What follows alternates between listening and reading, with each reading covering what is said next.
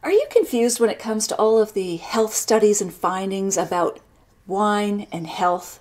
We've heard about, drinking wine can increase your risk of breast cancer. Maybe it decreases it. Maybe it has no impact. What is the latest news?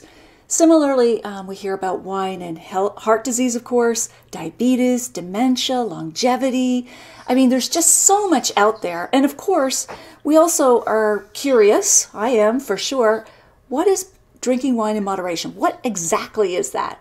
Is it 5 ounces of a wine that is 12% in alcohol? And why does it differ for men and women? That sort of thing. And why are some wines offering more health benefits than others? And it's not about resveratrol anymore, just so you know.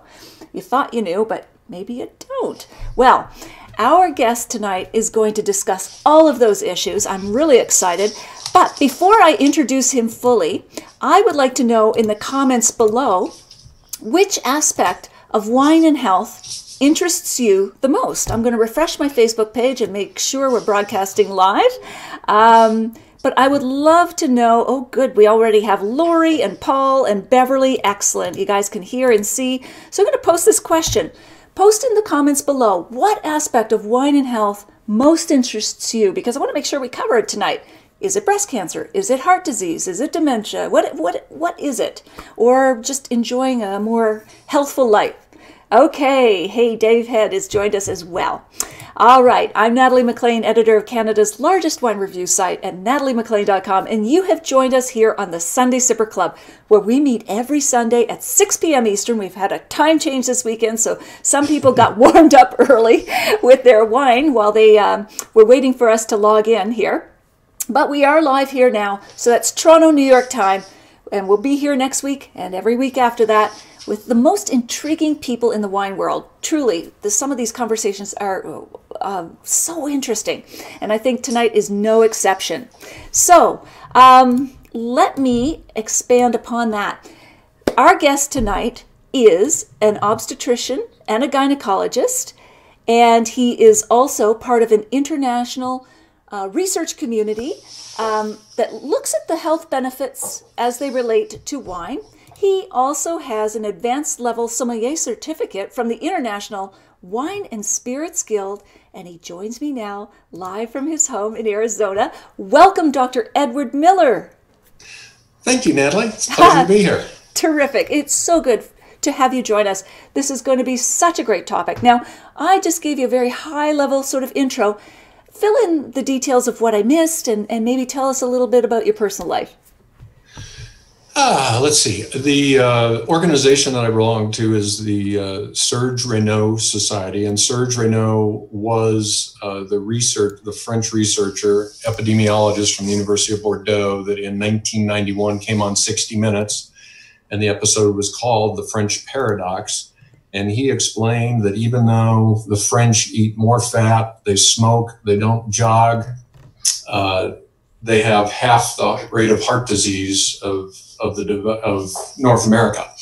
And this was, he felt, based on his research, due to the significant difference in red wine consumption, which at the time was 16 gallons per person in France and 2 gallons per person in the US. Right.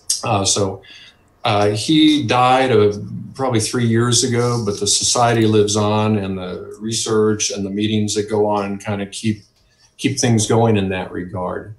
And then I got involved very serendipitously by delivering the baby of a cardiologist who was a member of this society, and said, Ed, you ought to come to our meeting next year in Napa. And it's the researchers from all over the world get together in different wine regions every 2 years and go over their research. Terrific. Way, good introduction, delivering the baby. I'm sure that cemented your bond for life. That's great. Dave, okay, so Lori, people are very interested in heart disease, breast cancer. Lori, do the benefits of drinking wine outweigh the downsides? Lori, we are going to get there. We are going to answer that question definitively. It's a yes, by the way, but Dr. Miller has so much more to share with us on that. And Dave Head is just asking, do you practice integrative medicine? We follow Dr. Andrew Wheel from Arizona.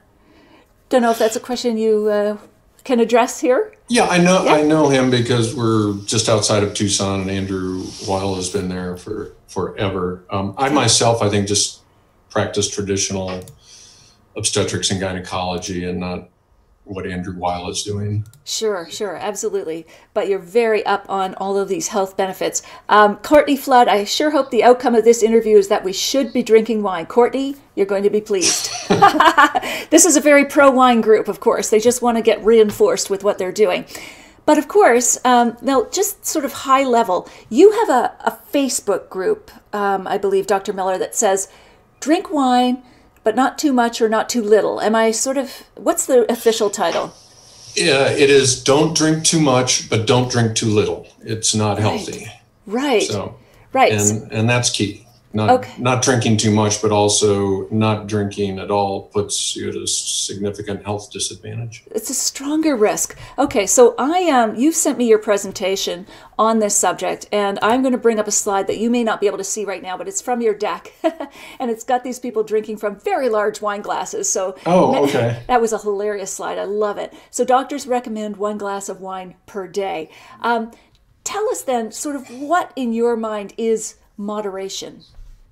1 to 3 beverages per day. There are, as we'll get into, there's benefits to just alcohol.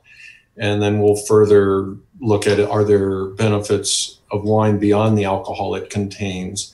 And so a drink of alcohol is a 1.5 ounce shot glass of spirit, a 12-ounce beer, or a 5-ounce glass of wine. And so 1 to 3 servings per day is the sweet spot. All right, so that's good. Now, how much does this change based on what the percentage alcohol is in the wine? So, we've got German Riesling perhaps clocking in at 7-8% alcohol. And then you can have these Australian enamel rippers at 16% alcohol. Does that change the equation of what a glass means, or a serving of alcohol is when it comes to wine? I don't think so. Certainly, sobriety-wise, it does. I mean, because the example you gave, you'd be consuming twice as much alcohol with the big Shiraz. But I have not seen studies break it down on that. But I think most of the studies involving wine, people aren't sipping Rieslings. They're sipping higher alcohol content wines. Okay, so we don't need to get caught up in the nuances. Say a 13% Bordeaux and a 16% Australian Shiraz. It's still going to be 2 to 3 glasses of 5 ounces approximately for moderation.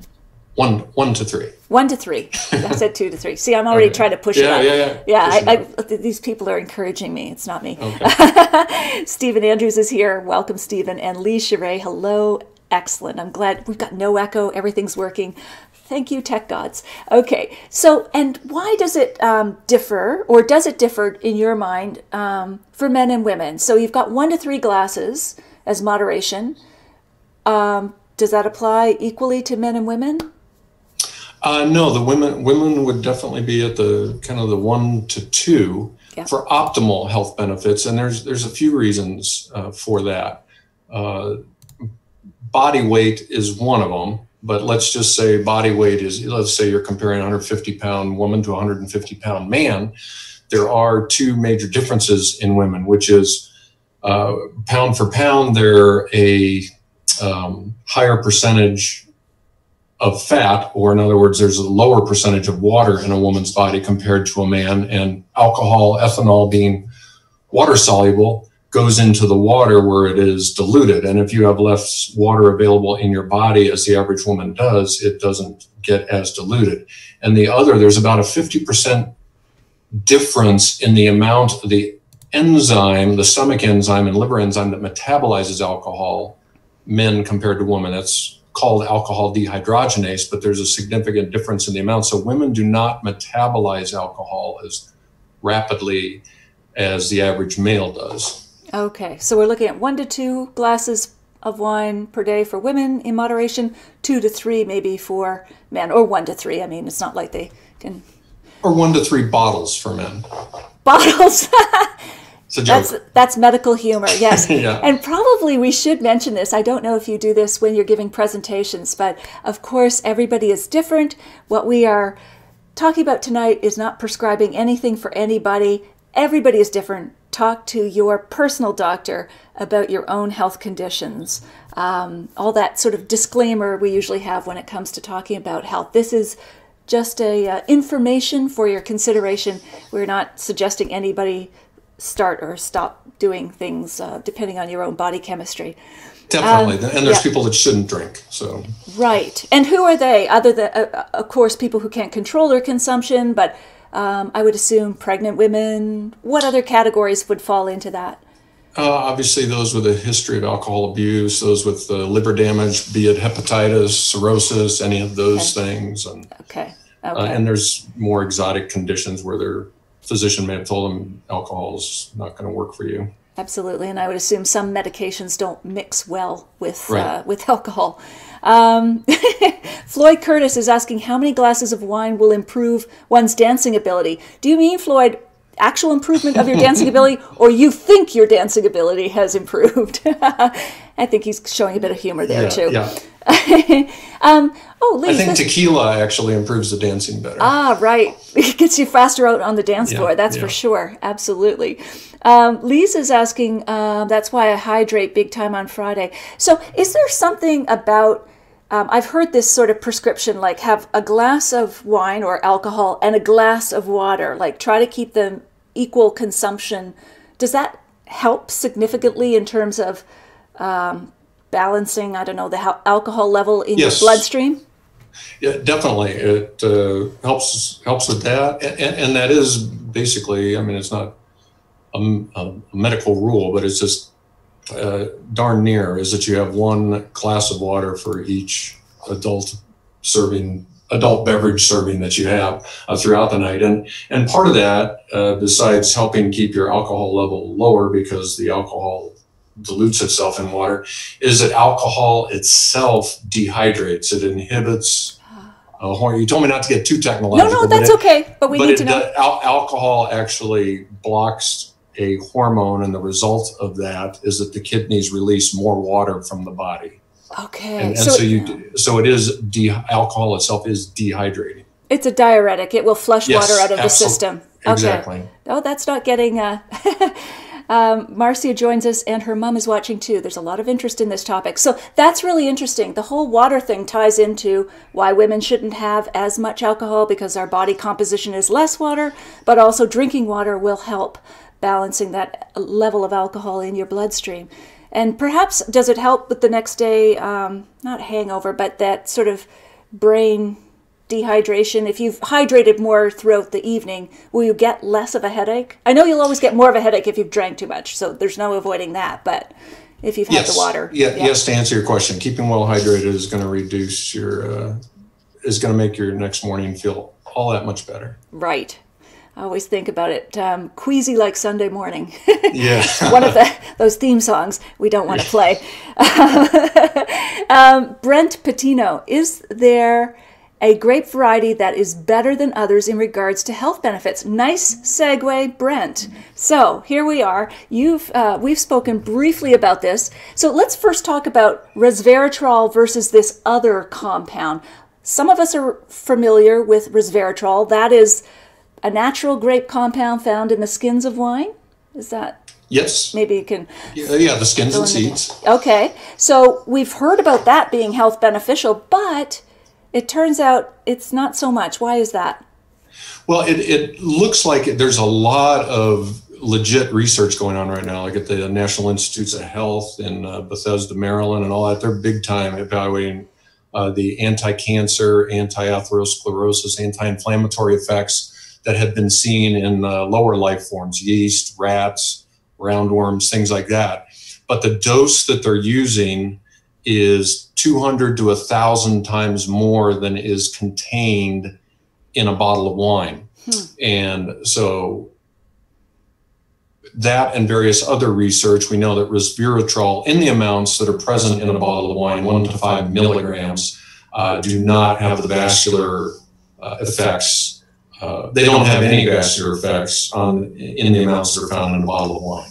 So, in other words, I forget what the number was, but you'd have to drink 1,000 bottles of wine, and correct. Then you'd kill yourself. But so literally, you'd have to drink because they're giving 1 to 2,000 milligram doses in this research in capsules, and that would work out to 1,000 bottles of wine a day. Wow! And why not just then take resveratrol pills? Would that have the effect?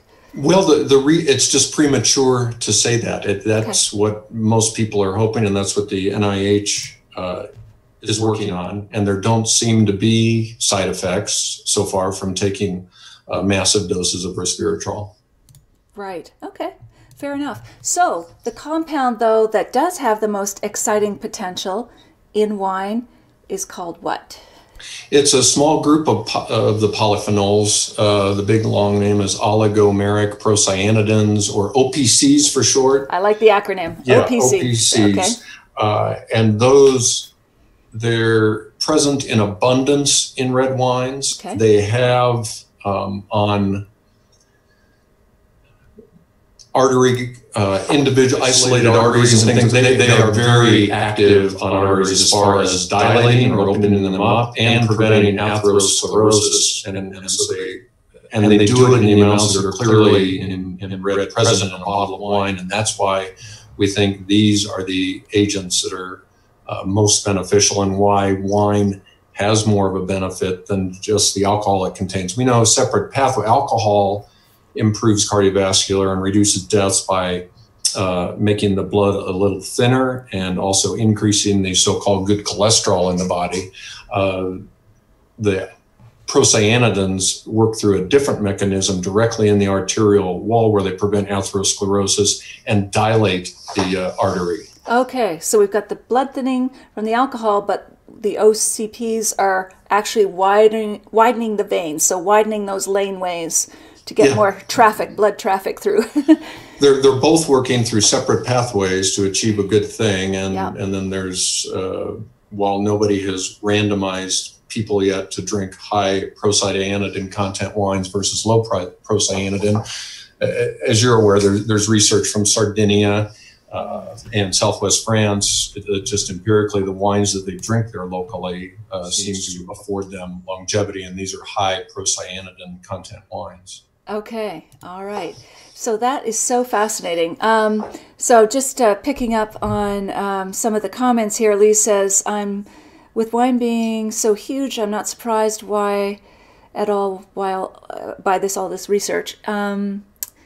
Good. And Floyd says, on the serious side, as I get older, I seem less able to handle the after effects of red wine than I used to. Okay, Floyd is asking about organic wine. Hold that thought, Floyd, because we're going to continue on this, but I love that question.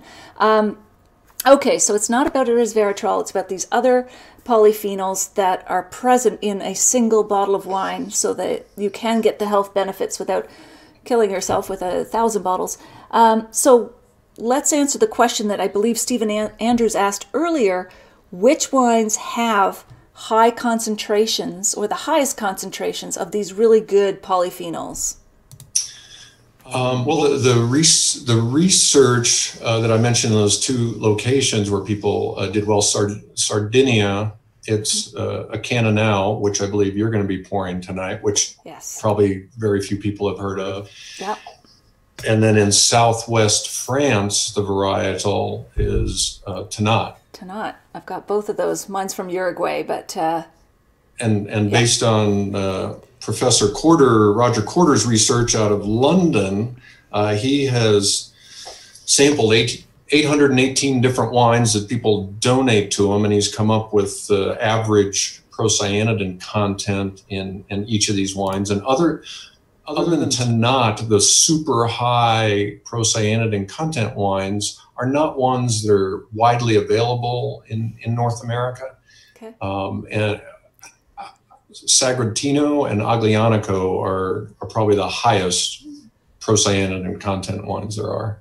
So we're talking about really tannic wines. They've got lots of flavor, very dark fruit. So why don't lighter reds and whites, but let's deal with lighter reds first, like Pinot Noir and Gamay, why don't they have a lot of this compound? Well, I think the one thing that these high procyanidin content wines have is you can almost correlate it with how tannic they are, and extremely tannic wines are not sippable wines. Those are food wines, and so you need to either sit on them for a decade or two, which nobody really does, right.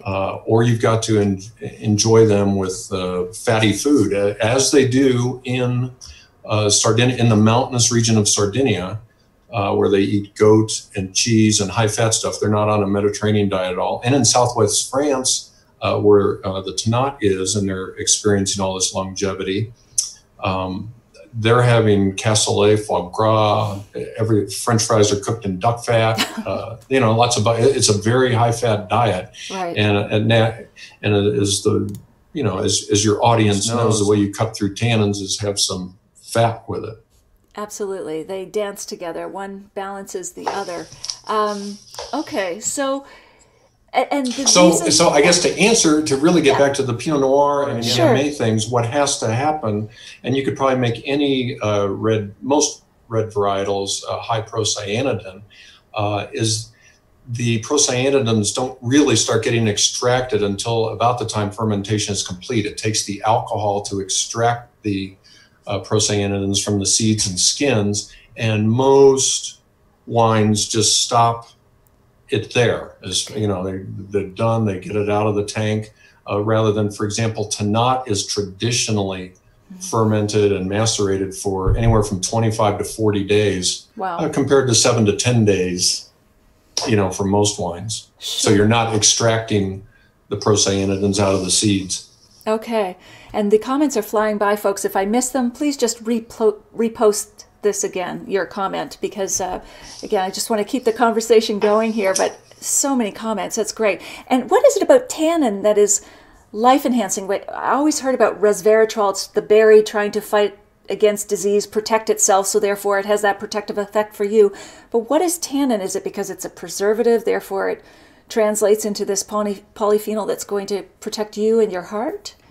Well, the tannins are a separate polyphenol than the procyanidins, so you can use it as kind of a correlation for the procyanidin content. Gotcha. Okay. All right. Jane is just joining us with her glass of Willem Gewürztraminer. So why not a? That's not on trend here, Jane. No, that's okay. Why don't whites? How about a tannic white? Would that not have these OCPs, that good health beneficial polyphenol?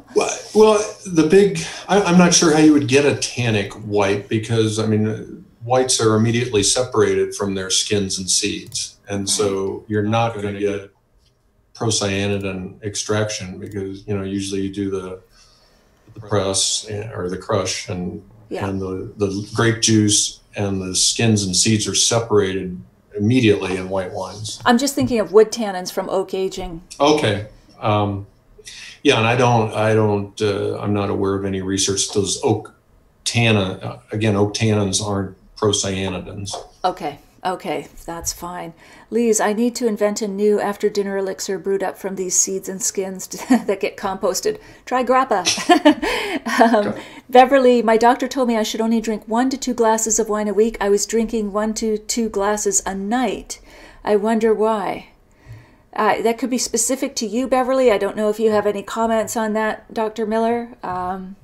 If she's healthy, it doesn't make sense based on the current state of evidence. 1 to 2 glasses a day is more healthful than 1 to 2 a week. There's no question, because there's also research that shows daily consumption is better than very sparse consumption during the course of a month. And that's provided it's obviously within the moderate, 1 to 3 drinks a day. Absolutely, and that is fascinating. I'm going to come to another slide that has that information on it. But I just want to say that if you're just joining us live, you're here on the Sunday Sipper Club. I'm Natalie McLean, editor of Canada's largest wine review site at nataliemclean.com, and I'm joined by Dr. Miller, who is an obstetrician, a gynecologist, and is very up on the latest research of wine and health. And I want to ask you folks, if you are enjoying this conversation, please share it. Click on the share button, add a comment. It really helps to get this discussion out to the wider community when you do that. And at the end of this discussion, I'll be drawing for the winner of last week's contest, if you will. We always do a giveaway at the end of the show. So those who shared last week's video, someone is going to win a signed copy of Madeline Puckett's Wine Folly book and some gorgeous wine posters. Tonight, if you share this video, you will be eligible to win a copy of Dr. Roger Corder's book, The Wine Diet, which has an amazing amount of research. Dr. Miller was telling me he's in touch with Dr. Corder, and it's not just about a diet. It's compiling all of the latest research on wine and health. It's a fascinating read, and someone's going to get a copy. So share this video and share the love, and let's get this out to more people, this discussion, which I think is important. All right, so let us go to your slide. Let's see. I've got your mortality graph up here now, Dr. Miller. Okay. So you wanted to talk about this, and it basically looks like not quite a hockey stick, but it's right. So you were just saying that it's better to actually, for people, most people, or some people, I don't know, most, some, whatever, to have at least 1 to 2 or 3 glasses of wine a day than none at all, except for all the exceptions we mentioned earlier. So I'm looking at this graph, and it starts at 1, and then it dips. It starts at 0. It starts at 0. Okay, right. In terms of the benefits and the mortality. Yes, this is a what we call a J-shaped curve, but it's probably more accurately a hockey stick curve. And what's that is showing the all-cause mortality, or the death rate, as a function of how many alcoholic beverages people consume per day. And this is an amalgamation of pretty much all the studies out there, pretty consistently showing this type of thing. Whereas if you have 1 or 2 or 3 drinks a day, you have a lower death rate than people who have no drinks per day. And then the line is crossing back above the rate of a non-drinker at between 3 and 4 drinks. And then it really starts skyrocketing, going up with 5 to 7 drinks a day. So just trying to make the point that it does need to be light to moderate drinking. And there's no question that heavy drinking and binge drinking are deleterious to one's health. Right. Okay. And would you say there are then technically 5 glasses of wine in a bottle? Yes. Okay. Regardless of alcoholic content. So that's good to know. So it's really interesting information here that, 1 to 3 is better than nothing for most people, unless they have some other pre-existing condition. Okay. And so Floyd is asking, are there any benefits from organic wines? Yes, I said we'd come back to that, Floyd. So, Dr. Miller, are there any additional health benefits to us as drinkers from organic wines? I'm not aware of any published research on that. I guess it intuitively makes sense if there aren't insecticides on your grapes and stuff like that might be somewhat beneficial. But I don't know that organic farming raises the procyanidin content. Right. Yeah. And I would think the process of fermentation itself sort of washes away, or not cleanses, but really does away with so much of those kind of compounds, residues, or whatever. Yeah. That would be my guess. Okay. Okay. So let's not forget to taste some wine here. I've got a Canna now, and you've got a Tannat. So, and folks, I have posted these on the website along with the background of Dr. Miller and so on. So I will post that again in Facebook. But if you're looking for these wines, they're there. So which one do you have? You have a Tannat there, Dr. Miller? I have 2 Tannats. I have a California Tannat. Okay. From Sonoma. Do you have the bottle? And I do. Okay. Let's see what that is. Stryker Tannat Estate, Alexander Valley. Okay. Excellent. And I have one of my little gadgets you said. Oh, yes. What is that? That's an aerator. It looks like a beaker that you would see in a more interesting than a Venturi. This is kind of a silent way to aerate wine, whereas the Venturi makes a slurping sound and puts bubbles. But I like the way it when you turn it. Yeah. Or lower it down here. Yes. Let me get this in front of the camera. It's in the camera. Then it's going to spread it all around the inside of this bulb here, and really Oh, how interesting! That's great. I'm sorry, I'm hitting the glass. It's right on theme. It looks like it belongs in a science lab. It looks like a beaker or something. And then you just turn it this way and you get it into the glass. And that's great. I suppose the Venturi's easier, but that's more fun. What gadgets I like, yes. More pageantry too. So where did you get that? Interesting. I got it at one of the, not tip that over. I actually got it at one of the Arizona wineries here. Yes, there is a small wine country in Arizona. And this particular one does Italian varietals. And when they were over in Italy doing their various trips and all that, they found this, brought it back, loved it. But it's actually, as it turns out, when they got back here, it's called Gallicchio glass, and it's out of California. Oh, wow. So but they thought it was an Italian thing at first. It is cool, isn't it, Beverly? Wow. Yeah. Okay. Can we win that with your book? This is Dr. Quarter's book, but now they want your wine gadget. Yeah, it's Gallicchio, Gallicchio. I'll find the link. Out of California. Okay, we'll post that link. That is a neat wine contraption. Okay. All right. So you are an advanced level sommelier from the International Wine and Spirits Guild? Wine and Spirits Guild, yeah. Okay, so you've got it all there. Excellent. So do you drink Tannat for pleasure? Like, do you go toward these wines because they have health benefits? Do you like them, the style of them? I do. I definitely, I have cocktails and I have white wine and beer and, it's hard to beat a lot of cabs and all that, but when I can, I like to get Tannats, and the history of Tannat in the U.S. anyway is Tablas Creek in California were the first people to plant it.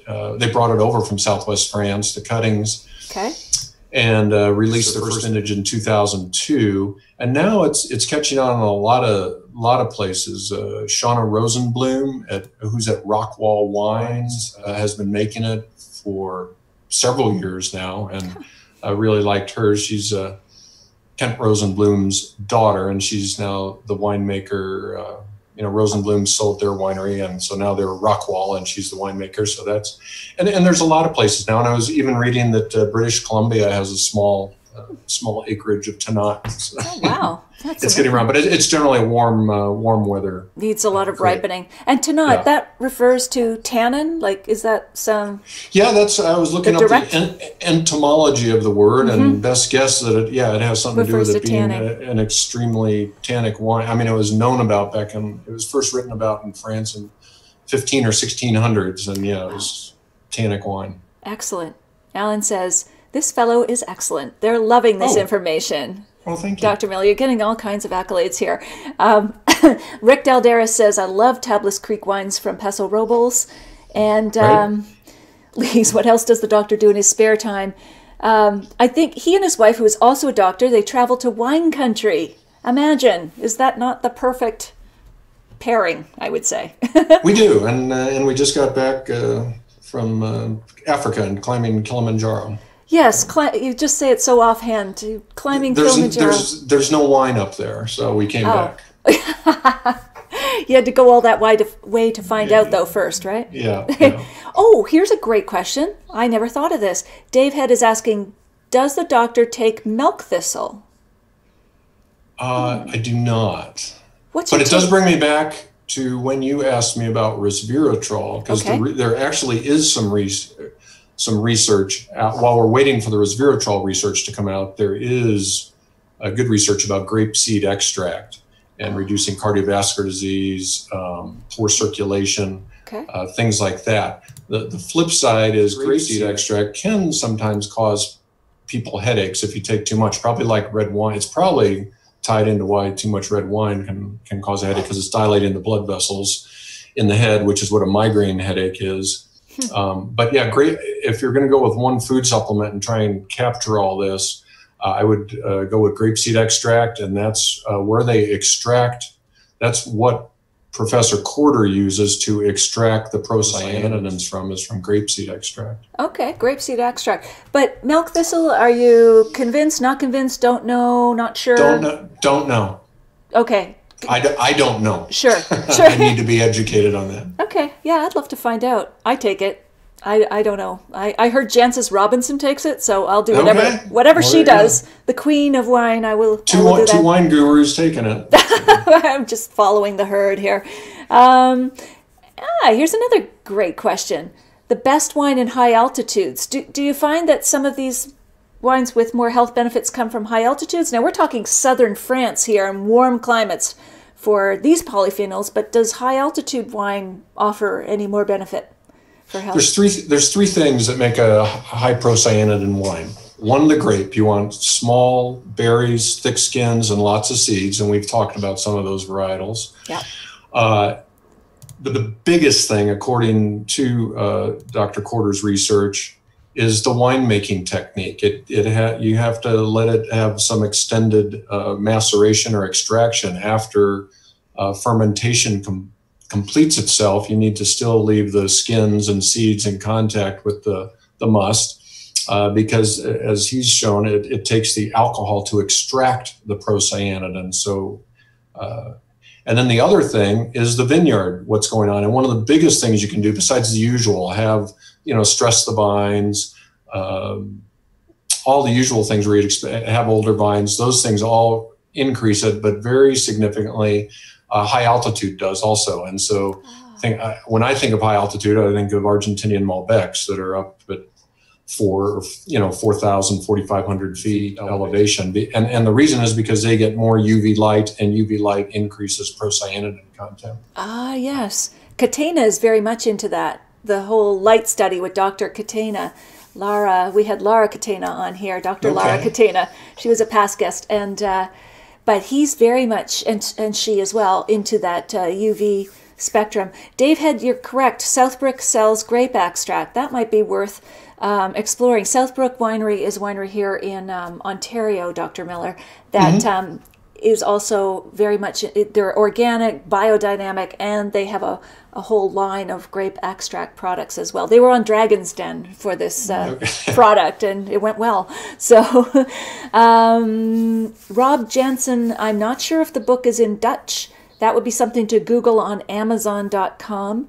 Dr. Corder's book. If you share this, by the way, you could win a copy of Dr. Roger Corder's book, The Red Wine Diet, which is more than just a diet book. It's about all the latest research on wine and health. Lisa's asking, Appassimento wines, do they have any particular benefit because they are sort of drying the grape skins? I don't know. And I'm just trying to think through the whole process, and I'm not sure that you have any extended maceration with those types of wines, which is where the extraction occurs. Yeah. Okay. Yeah. Just the drying on the mats with the Amarone or wherever they do this. It'd be interesting to know. Gosh, there's just so many avenues that I hadn't even thought of here. So I've got Canna now. Am I pronouncing that correctly? I'm not very familiar with this wine, but I just tasted and posted a review on the site. So where does it stand in the pantheon of healthy wines? Is it? It stands up there well. When Dr. Corder was coming up with his laboratory research, the procyanidins. Actually, it went like this. He thought, let me go where the longest lived wine drinkers are and see if there's any common threads, and that's how he came up with procyanidins and came back. But the place where he went was the mountainous Noro region of Sardinia, the big Italian island. And what he found is they have the highest proportion or percentage of centenarians in all of Europe. And so he went up there, see what wine they were drinking, and they drink Canna now, which is a Grenache clone. That's why I like it so much. And they are living a long time up there. And what's really of interest is the majority of people in Sardinia live down by the coast, and they don't have that longevity, and their wines are not high procyanidin. Fascinating. Wow. Okay. Lise is asking me if I like this wine. You know what? I'm okay with this one. It's from Uruguay. It's a Tannat. Not my favorite. Like, I mean, I would still recommend it, but it's not one that jumps out at me, Lise. But this one, the Canna, that is a beauty. Loving this one. Rich, juicy, balanced, very Grenache-like, as you said, Dr. Miller. Okay, don't drink more than a bottle a day. Piotr, I don't think that's what we're recommending, for sure. Dr. Miller, 1 to 3 glasses would be good. Murray Johnson, would the health benefits of wine be the same with wine kits? So when you buy a wine kit and make wine, are you going to get the same health benefits? Not sure. You know, I've always been interested in making my own wine, but I figured it'd never be as good as what I can just go buy. And I think you either, when you're making your own wine, you have to go out and buy grapes or buy the frozen concentrate or that. And I'm just not, I don't know how that works, whether you have the option of doing a 21-day fermentation and extraction with a home winemaking kit. And that's what I would think it would depend on. Right, that extraction. Okay. Lisa's asking me about the dollars. This is less than 20, and the other was about 15, Lise. Okay. All right. So one of the things I want to make sure we get to is the whole latest research about wine and breast cancer. Yes. Breast cancer is prevalent in my family. It is for a lot of women. And I just wondered what the latest research says. Well, we've suspected a relationship between alcohol and breast cancer for quite a while, and then kind of the big study came out in the British Medical Journal in 2015 that said, that's the one that said even an alcohol beverage a day increases a woman's risk of breast cancer. So there was understandably a lot of concern going on. There were concerns about that study, though, because this same group had previously reported that alcohol consumption in the light to moderate range adds years to people's lives, reduces cardiovascular disease.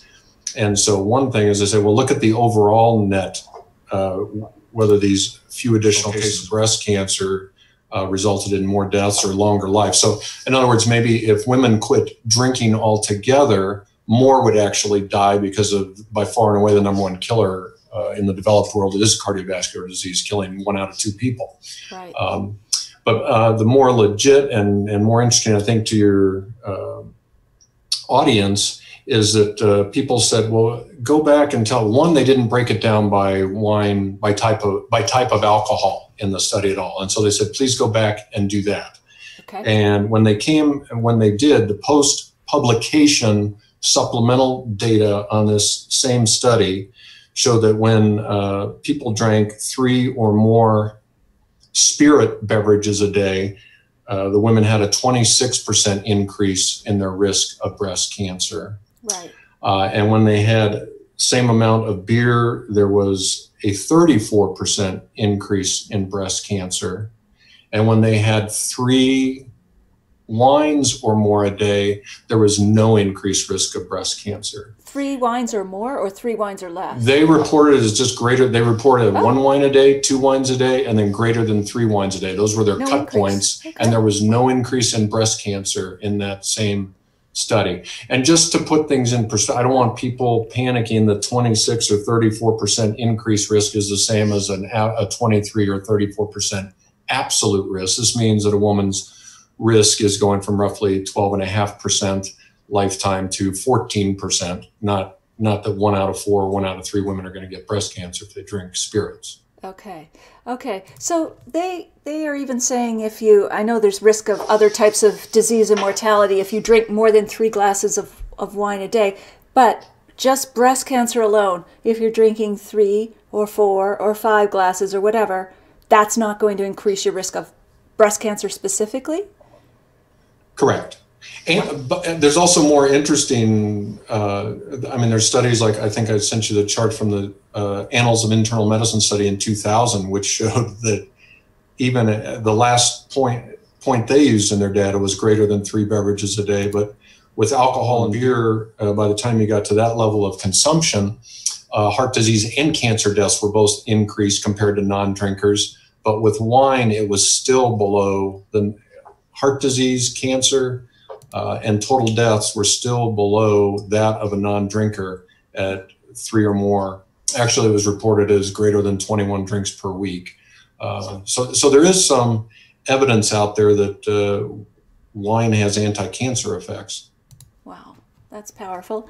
Okay, so Lee's is clarifying, to be clear, 1 to 3 glasses of wine per day is only for the high tannin, for the high, this particular polyphenol we're talking about, or all wine?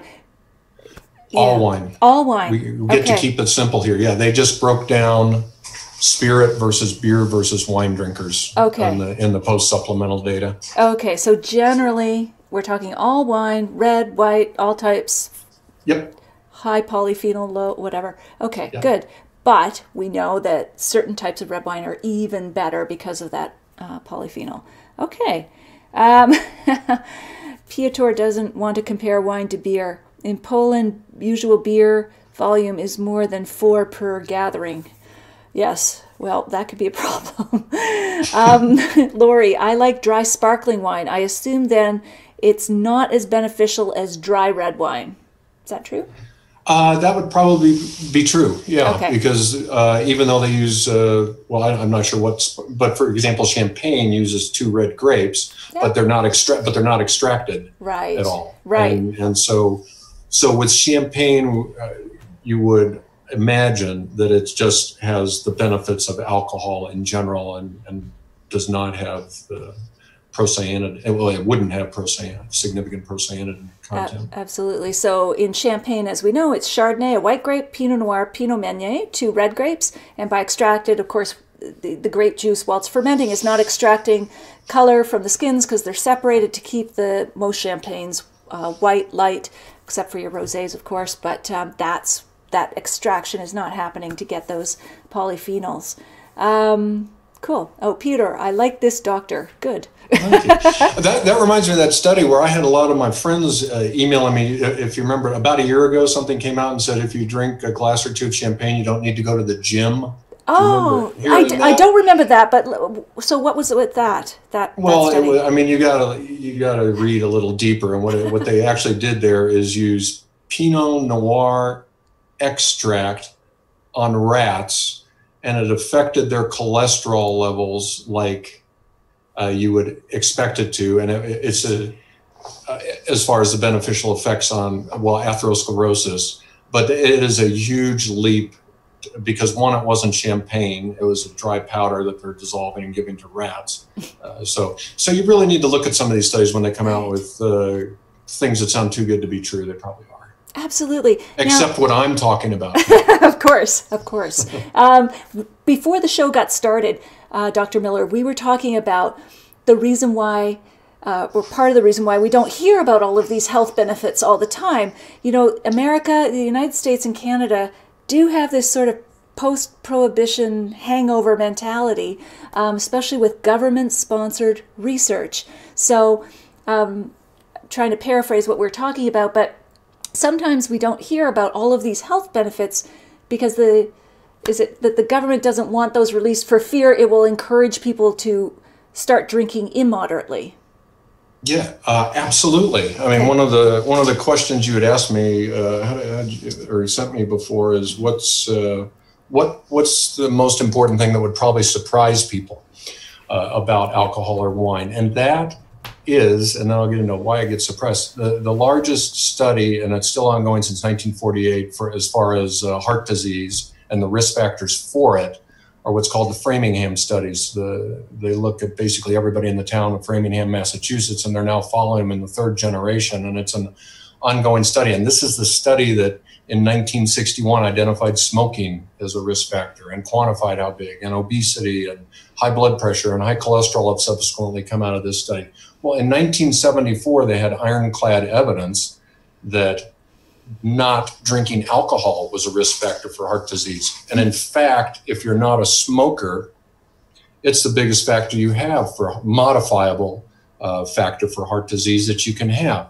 And whenever they've tried to publish this in journals like the New England Journal or any medical journal, the government says you will not put that out there or we will withdraw your funding for the study. And the funding for the Framingham study comes from the National Institutes of Health.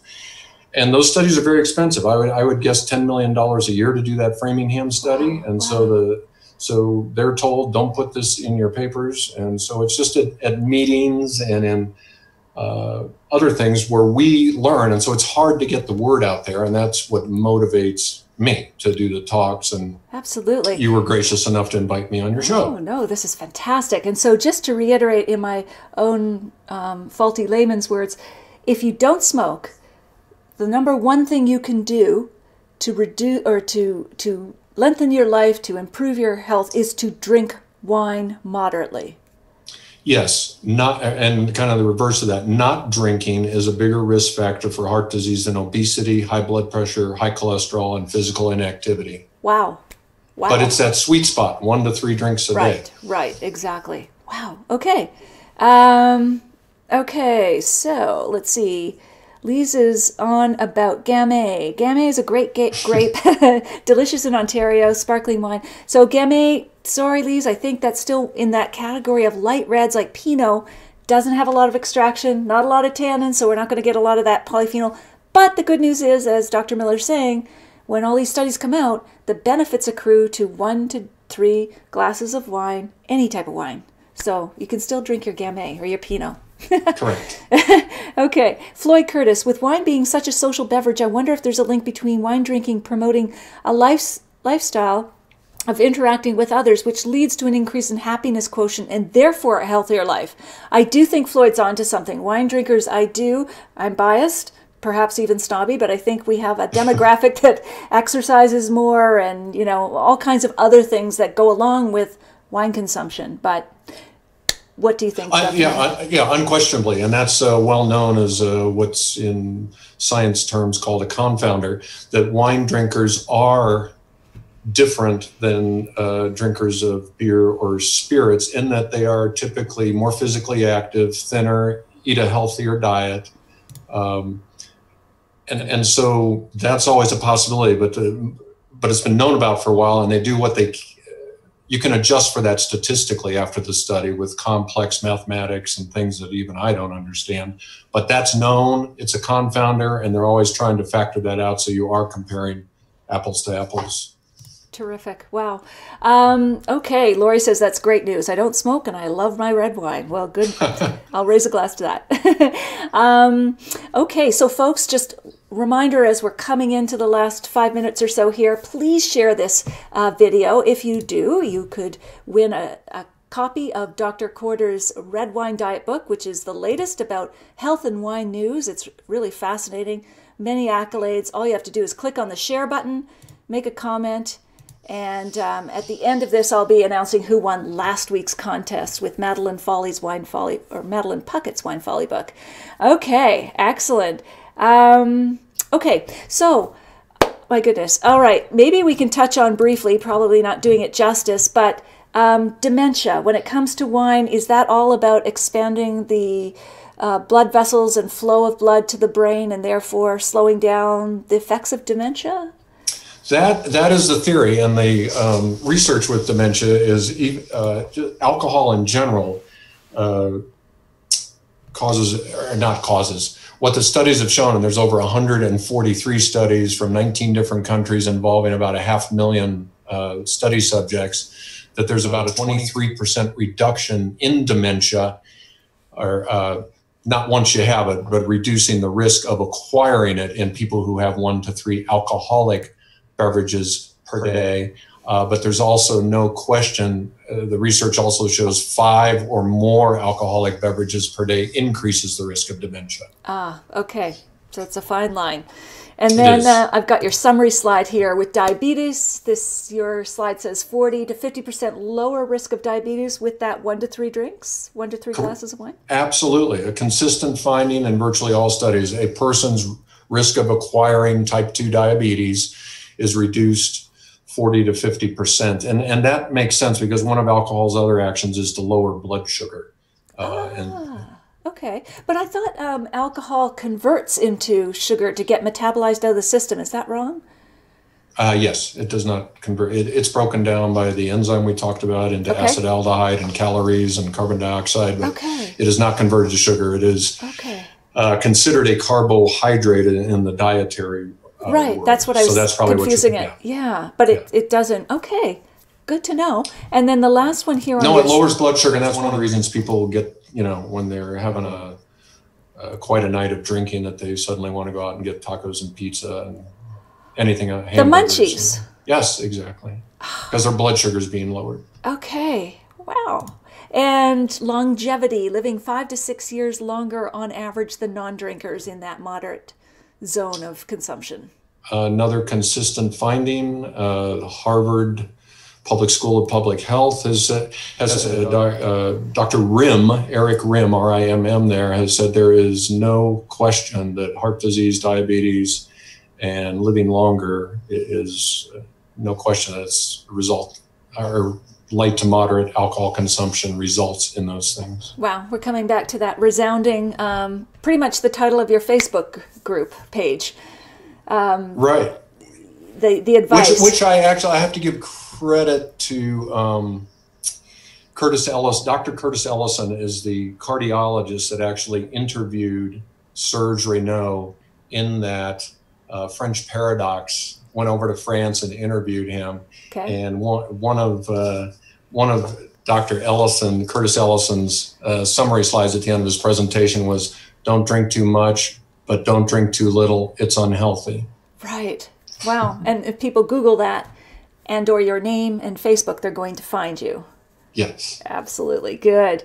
Okay. So an absolutely terrific discussion. Wow. We hit on so many key points. I could keep going for another hour. But Dr. Miller, is there anything we haven't covered that you'd really like to cover right now before we wrap up?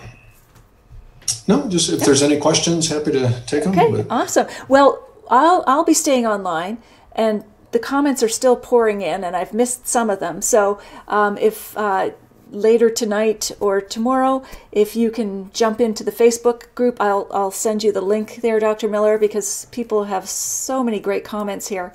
Lots of praise for you, some questions we didn't get to. That'd be great if you could address those.